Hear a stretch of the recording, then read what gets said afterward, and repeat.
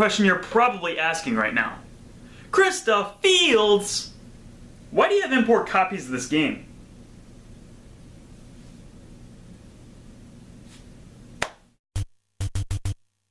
After the story of Alm and Celica was finished, Intelligent Systems had some catching up to do. A new console generation had been upon Nintendo for a few years.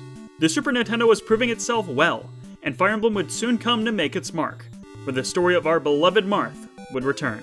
On January 21st, 1994, Fire Emblem, Mystery of the Emblem, would be released as not only the first Super Famicom Fire Emblem game, but the first Super Famicom Fire Emblem games? Mystery of the Emblem was divided into two parts, referred to in-game as books, with each book being a different chronicle of Arcanea's events. In the first episode of this retrospective, in place of the Famicom Shadow Dragon, we looked at the DS version. However, that was not the first time that game was remade. The first book of Mystery was a reimagined version of Shadow Dragon, complete with more appealing visuals, remastered music, and some new gameplay additions we'll get to later. It's not a perfect 100% recreation, most notably in the fact that some chapters and characters are missing in the Super Famicom version. However, I feel that was a fair concession to take in order to fit everything they wanted to within this cartridge. Especially since Book 2 of Mystery of the Emblem would be our brand new adventure. But even though this game was criticized for not including the full Shadow Dragon, it was still wiser of them to include this. This was the point in the series where Fire Emblem turned from cult hit to a massive success. This game would prove to be wildly successful, selling an estimated 700,000 copies, pushing more units than Shadow Dragon and Gaiden combined. These were the best numbers the series had ever seen before the games came overseas, probably because no one needed to play the original Fire Emblem games in order to be caught up. Mystery of the Emblem was even adapted into an original video animation in 1996. Though it was cancelled only a couple episodes in, that didn't stop it from being translated into English and released in America the following year. While fans remember this for its not great voice acting, We've been betrayed! The forces from Gra have turned and attacked us from behind! What? Are you sure, man? it was significant for being the first time anything Fire Emblem appeared outside Japan. 6 years before the release of Fire Emblem for the Game Boy Advance, and 4 years before Super Smash Bros. Melee. Speaking of, even Marth's Smash Bros. Appearance is based on his design found in Mystery of the Emblem. Though again, let us never forget, classic Marth. Mystery of the Emblem holds a lot of significance for the series, and it would eventually come back around for Intelligent Systems. 2 years after the Shadow Dragon remake on DS, Mystery of the Emblem would also be remade for the system, titled New Mystery of the Emblem, Heroes of Light and Shadow. Goodness gracious, now that is a title! Just like last time, we'll actually be looking at both versions of the game, as there are some notable differences between the two. A few years after the War of Shadows, things have seemingly done well for the continent of Arcanea. The nations have slowly been rebuilding, and even our dear Marth is soon to be wed to Princess Sita. The only real issue cropping up is the pockets of rebellion appearing across the continent. Marth is ordered by Emperor Hardin of Arcanea to quell a set of rebellions happening in Grust and Macedon. What Marth discovers while dispatched concerns him. He disagrees with his Arcanean allies and is far more sympathetic to his enemies. For this act of treason, Arcanea invades Altea with all speed. This perplexes Marth and his advisor Jagan as they question how Arcanea would have been able to prepare and deploy their armies so quickly. As it turns out, Hardin and Marth were on opposite sides ever since the rebellion started, and this was all a ploy to leave Altea defenseless. The wise sage Godo explains to Marth that Garneth has somehow returned and given Hardin the Dark Sphere, causing this entire mess to begin with. It then becomes Marth's duty to travel across the continent to gather the various gems for the Fire Emblem in hopes of saving Hardin from corruption and defeat Garneth once again. New Mystery of the Emblem story had been changed, not significantly mind you, but altered with a purpose. New Mystery presents itself as the true account of what happened during the War of Heroes, with all the pieces lost being placed back together. People have recalled the legend of Altea's Hero King for millennia after his existence, but one other hero close to Marth was lost in the telling of history. This hero is you. What is perhaps New Mystery's greatest addition, and quite possibly the most influential, is the My Unit avatar, a character you would customize to your liking so they could participate in battles and the story, which was a first for the series, at least of this caliber. You can choose between a male and female, their facial appearance, starting class, and even their backstory. Up to current day in the series, this is probably the most in-depth the character creator has been, and wow, it's awesome! It doesn't even end at the beginning creator. Throughout the journey, you can even get different accessories to customize your avatar further. such as putting on a headband, wearing new hats, shaving your head, or You never see it coming. You say that my mind. just for the purpose of discussion, we'll mostly be using the default avatar settings, a male character, with a headband of course, and use the default name, which is... Oh. This game is awesome! And along with this character, new chapters are also added to contextualize Kris further into the story. Similar to Shadow Dragon DS, this game also starts out with a prologue section, which are 8 chapters detailing Kris's training as a new recruit, who joins up with Squad 7. I mean Class 7. I mean the 7th Platoon, where familiar recruits from Mystery of the Emblem pop up again, as well as another new face, Katarina. It's during the training months where the squad gains the attention of the Altean royal family, in particular Prince Marth, who later asks Kris to become his royal guard once his training is complete. Overall, even with the new additions, Mystery of the Emblem has a far more intriguing and original plot than Shadow Dragon, and perhaps even Gaiden if you're willing to argue. There's even a key difference in regards to Marth. In the first game, he was a pretty dense lord that had very little to identify with, but in Mystery of the Emblem, he shows a whole total of 2 emotions! New Mystery of the Emblem expands upon not only him, but also the other cast members with the returning support conversations in the remake. There is one thing that you need to prepare yourself for though. The plot itself and what Marth and crew are doing is pretty straightforward. However, the bulk of the story told in this game comes down to backstory. To its credit, I found a pretty interesting backstory, but that's what you should be expecting when playing this game. This is how we get to learn about the majority of Arcanea's lore, as well as the motivating factors behind Medeus and Garneth. This was also the first game in the series to have multiple endings. By collecting all the gemstones for the Fire Emblem, players would get access to the true ending, where a few more chapters are available, and, you guessed it, is the canon ending to the game. There are a few faults that I can really attribute to this game, but I think the most notable is its sometimes lack of consistency with Shadow Dragon.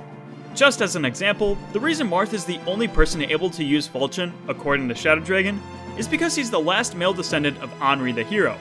But this was retconned in Mystery of the Emblem, when it was confirmed that Henri never married, and Marth's great-grandfather is actually Henri's brother, Marcellus.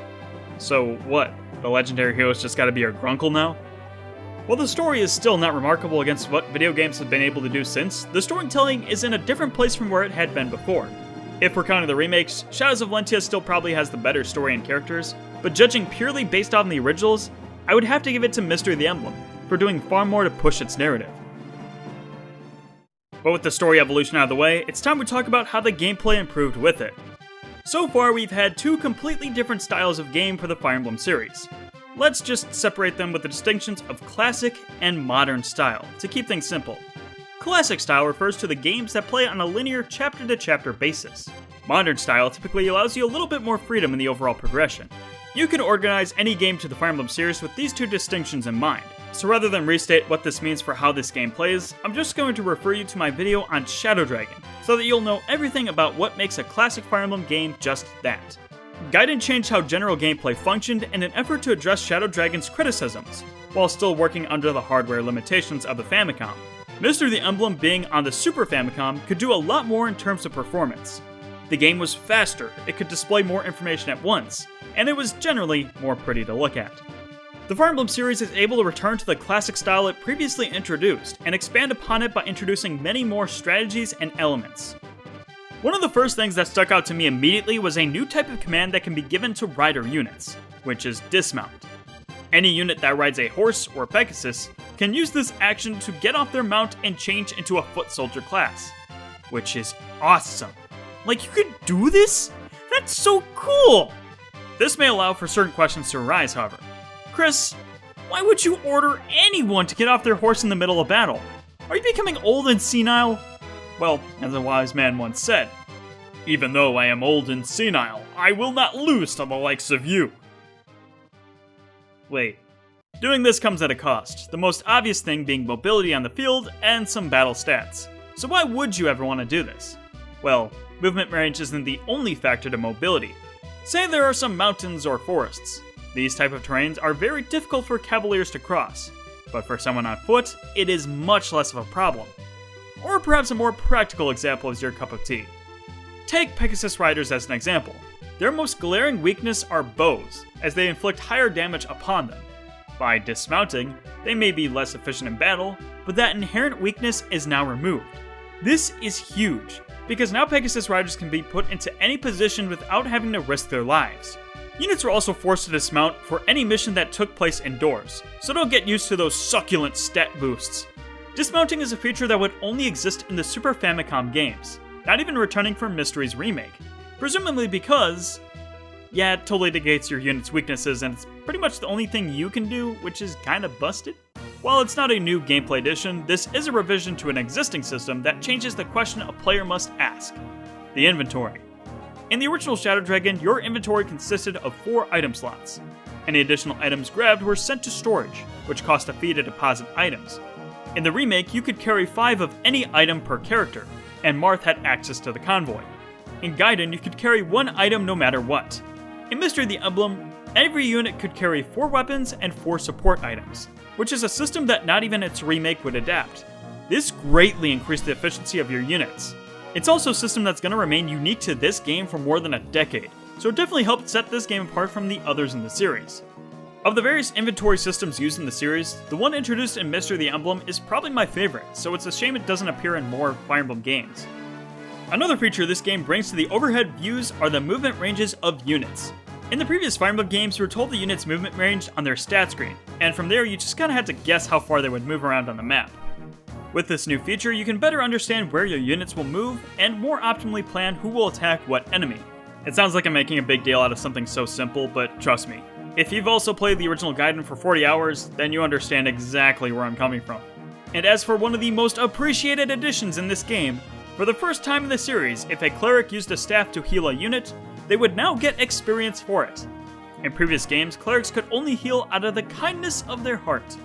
In Gaiden, at least bonus experience was distributed and clerics had some way of attacking, but raising clerics in Shadow Dragon could get pretty nerve-wracking. We won't talk about new classes introduced in future videos too much, as new classes are more or less just variations on another, but Mystery of the Emblem introduced one of the most iconic class types in the series, that would find a way to be included in every Fire Emblem game succeeding it, that class being the Dancer. There was only one of this unit in the game, being Fina, and while she could fight, it was more of a means of some self-defense rather than actually attacking. Instead, she could dance for an adjacent unit that had already taken an action, so that they could also take another. This one class type really added a lot to the strategic nature of Fire Emblem. Using Fina effectively could get your strongest units to be the most efficient they could possibly be, or allow you to train up a weaker unit faster. All the while she needed to be protected, as she was quite frail and you're only one. Having a class such as a Dancer was a great use of introducing a gameplay element and requiring you to think multi-dimensionally in order to use it properly. But what makes this stuff so significant is that it does not apply to only Mystery of the Emblem. The remake of Shadow Dragon included also takes advantage of these new features. Although there are some ways the inclusion of Shadow Dragon could have negatively affected the new adventure. There are many maps that return in this game from Shadow Dragon. It's nice the game is consistent, but it shows a lack of initiative to change when you have to take some of the same routes through these levels again. Most of the maps in Book 2 are new, but they don't feel like they take advantage of the lessons already learned or changes in hardware.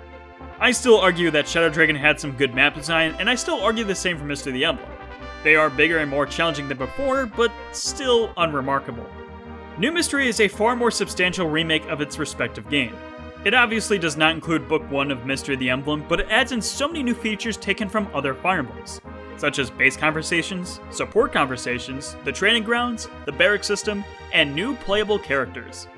Oddly enough, Mystery of the Emblem didn't have any playable axe fighters in the original game, but they quickly fixed that up here. But there was also one specific addition that was included that would change the dynamic of the Fire Emblem series and its surrounding community forever. New Mystery of the Emblem was the first game of the series to include casual mode. One of Fire Emblem's staple features was always permanent death. If a unit should die, they would die for good. There were some ways to work around this in previous games, however. Shadow Dragon had the special alms staff at the end of the game that could revive one ally, and Gaiden had special springs that could revive a few of the dead. However, these options still had limits, and casual mode was different. Units would no longer die if all their health would deplete. They would simply be knocked out until the start of the next chapter. The only penalty you would face is not being able to achieve support conversations as quickly. For a time, casual mode was highly controversial in the Fire Emblem community. Debates on both sides were quite valid. Classic mode to many was the only way to play Fire Emblem, as it added stakes to each battle. Casual mode did appeal to people who weren't as much into strategy games, but loved the characters in the story. From my own experience, casual mode is still one of the big reasons I was able to get into the series. It serves as a great avenue for people who might like these games but just aren't very good. It gives them the opportunity to learn the mechanics and meta of Fire Emblem before being able to jump into the later games in the series. Or if they just want to not be stressed the frick out during chapters, that's fine too. I find myself using both options when I come back to play these games, depending on what I'm looking for. Regardless of how you feel about it overall, Casual Mode was New Mystery of the Emblem's greatest contribution to the series.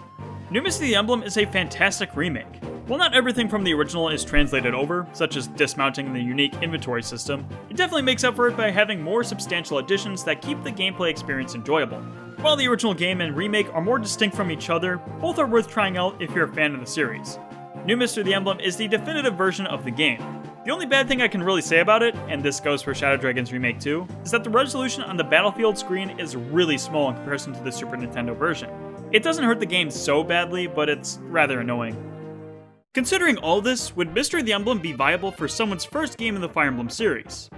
I actually don't have a definitive answer across the board. If you're talking strictly about the DS remake, no. Playing Shadow Dragon isn't necessarily crucial, but enhances the story greatly knowing how things went down in the first game and who the characters are. You can't really feel too bad for Hardin unless you fought beside him before. When it comes to the Super Famicom version, this is where I think it actually fares a better shot, as it does include a pretty solid remake of Shadow Dragon as well as the Mystery of the Emblem content. Despite the game being old and a little slow-paced, it isn't too hard to get adjusted to with some patience.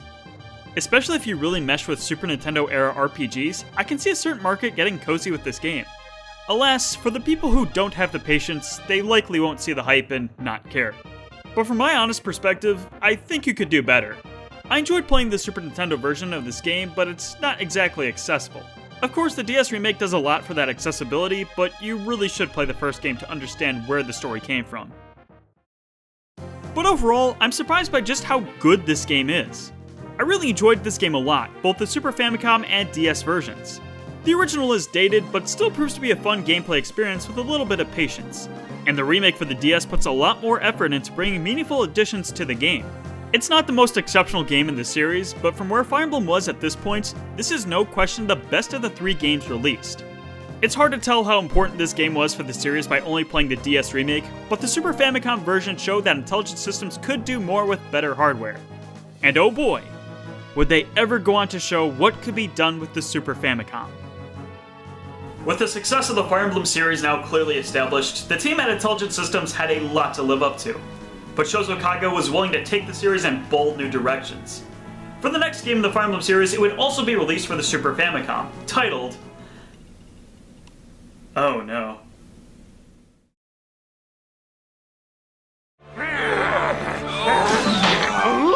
Nuts! 5 points!